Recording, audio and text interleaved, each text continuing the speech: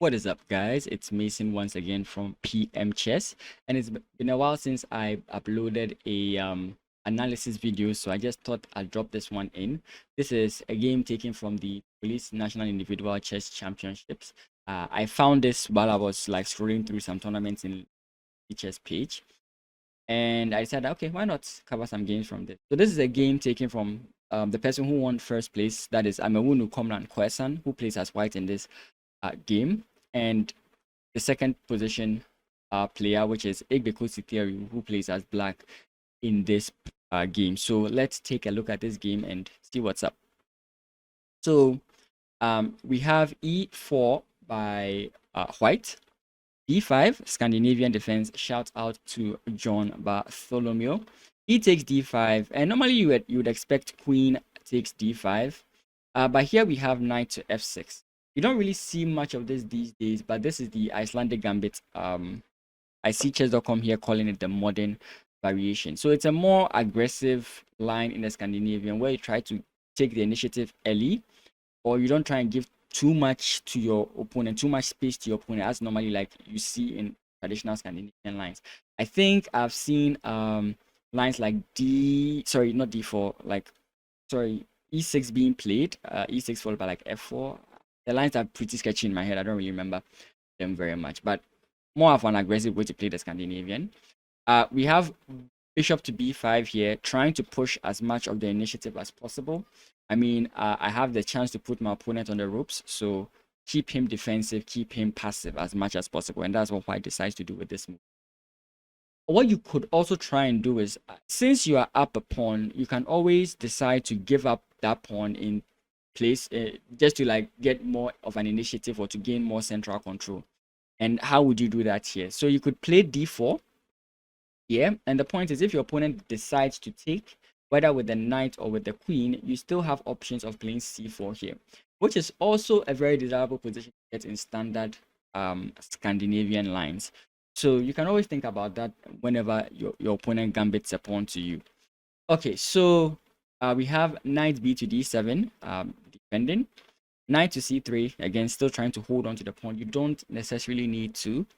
A6, bishop takes d7, queen takes d7, knight to f3, knight takes d5, knight takes d5, queen takes d5.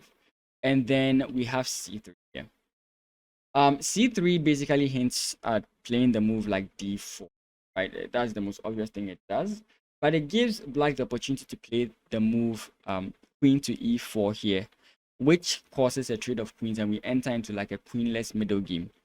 Now, it seems like white may have wanted this because for the reasons I can see here, I mean, white seems to have like a piece developed more than black in a sense. He's getting the move d4. He's taking his pawns in the center, so he feels okay. I'm more prepared for this kind of like central for this kind of like middle game bout without the queens. My king is more centralized, so what? But here's the case. Once the queens go off in such an early point in the game, black is completely fine because normally white has the initiative in such position, right?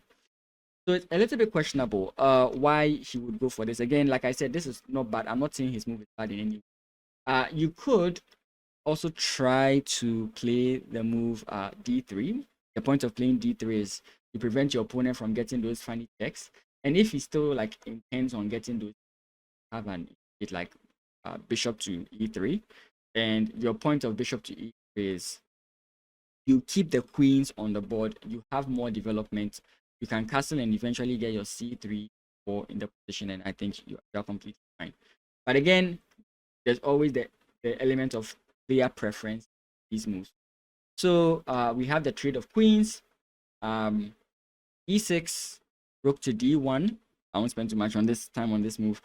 b6, then finally we have a d4, bishop to d6, and then knight to e5. Standard, you always want this knight on outpost. You can see this in the landing Trampolsky, all those kinds of. This is a very nice outpost you want for your knight. We have bishop to b7, g3, and then a5.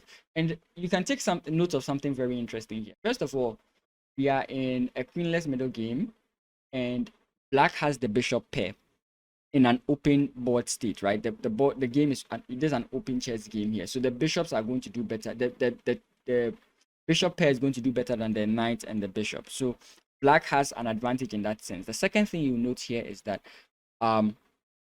black has a lot of his pawns on the dark squares, meaning that this light squared bishop is going to read. Again, without the presence of the bishop, without the presence of the queen, and without the presence of an attack, this may not be that big of a deal, right? So normally when you face something like this, what you'd want to do is that you want to put your pawns on the colored square that you don't have it. So here, white has a dark squared bishop, but no light squared bishop. You'd want to put his pawns on the light squares to make up for his light square weakness. So take note of that for your games. We have a4, preventing the opponent from expanding more in the queen side. f6, knight to c4, bishop to a6, pinning the knight. We have b3 defending, and then g5. I mean, you can make such moves. The queens are not on the board. The kings are pretty safe in the center. These are all allowable moves. Bishop to a3, trying to trade off the bishops. King to e7, denying the trade here. King to e3, breaking the pin and also creating chances of knight takes bishop, making this even better for white. And now we have bishop takes, bishop takes, bishop takes, rook takes, and now we have an endgame. King, rook, and pawn endgame. Sometimes I dread seeing these kinds of. But when you get into a position like this, whenever the position transforms from one way to another, even if you just trade a few pieces of the board, you want to try and reevaluate the position and ask yourself, where do my advantages lie? So it looks like white has a very clear idea or advantage on the queen side, while black has more of his advantage on the king side. At least that's the way it looks to me in this position.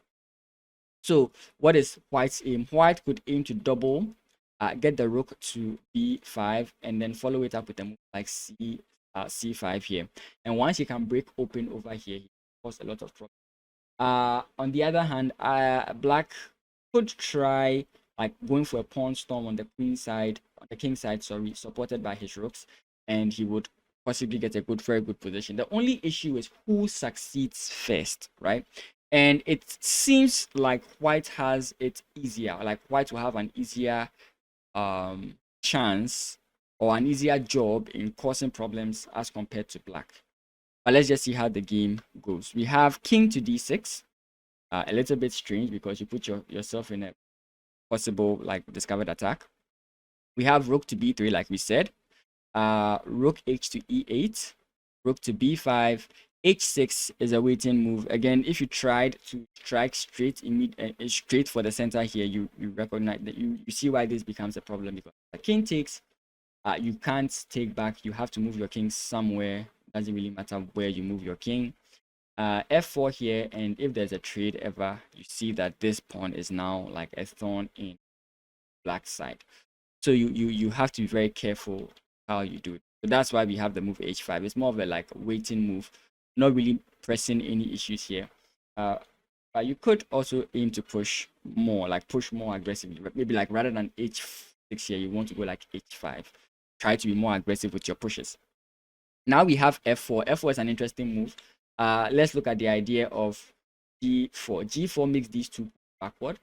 So trying to push them is going to be an issue for you, right? So to prevent that kind of position happening, you play it yourself so that now if your opponent decides to push, your pawn is already in a good position, prevents the breaks even more, and that is like to your advantage. Very nice move there.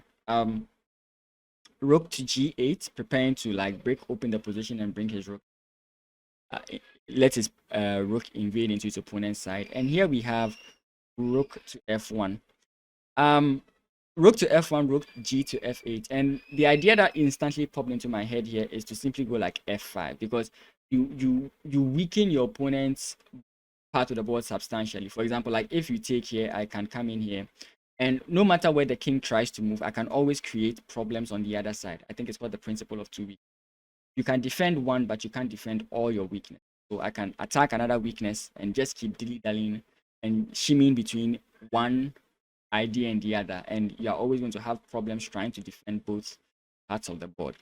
But that's not what he played here. He went for this idea, which is what you mentioned. That's the main idea that white would want to go for. We have king to c6 and now c5. Like we said, the opening up of this position helps white because, for example, if you play pawn takes, king takes, the king has to go back wherever. You realize that this is very good for white. So we now have rook to a6 defending the position. You pick your poison here, rook here. You can take. If pawn takes, then again the same f5 move, pawn push. You take, he takes, and then rook comes in this way. And now you realize that this is also another problem, and this is still a problem. So you get the point that like I'm trying to draw at. There are too many problems on both sides of the board, and white can, and it's much easier for white to create those problems than it is for black to defend. That's where the issue of black's position comes in this endgame.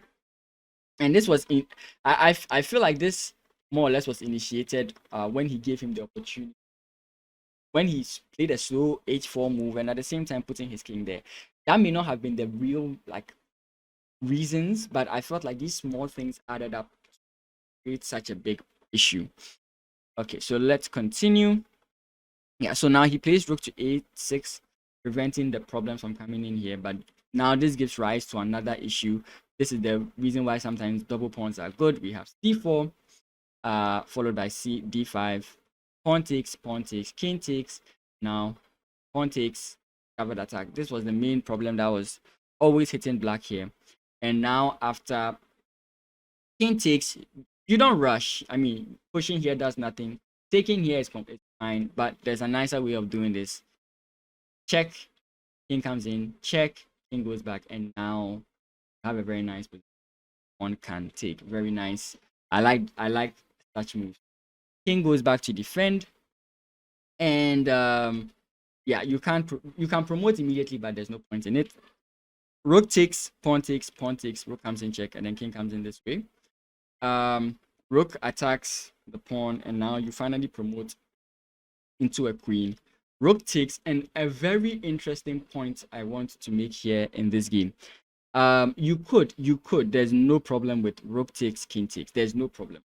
But okay, I mean, it's not that big of a deal. Of course, this is the kind of way you want to try and like hold a position.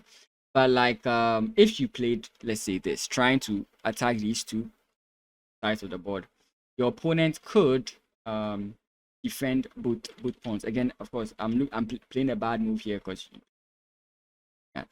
So you could do that, but he decides to go for this option, which is after check, when the king moves, he trades the rook. And after this rook catches, now because this rook doesn't exist, at least one of these pawns are falling on the neck. And this is a nicer, I think, choice or way to go about it. And I really appreciated that kind of move order there. So am I going back? Yeah, so he wins the pawn, wins the other pawn. His opponent manages to like win the other two pawns, but it's too late. The king is too far from the defense of this pawn, and this rook basically can't really do much. Eventually, it will either be traded off. King is again too far from the defense of the pawn, and in this position, Theory resigns the game. Reason being, you might say, okay, he has checks. Yeah, well, you check the first time, I can just dodge backwards. If you go back, I can just come back here. And if you try checking me again, now you've made a mistake because this is takes, and your king is too far ends of this pawn. You promote the pawn, and it's a winning game. So yeah, this was basically the game I wanted us to take. And I hope I explained what I think were the key points this game quite well.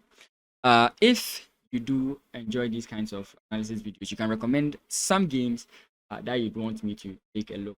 If you are also interested in me continuing the games from this tournament, you can let me know. And as always, like, comment, subscribe if you haven't. And also you can join me on my stream twitch.n_mason. Very happy. Bye. Have a great day.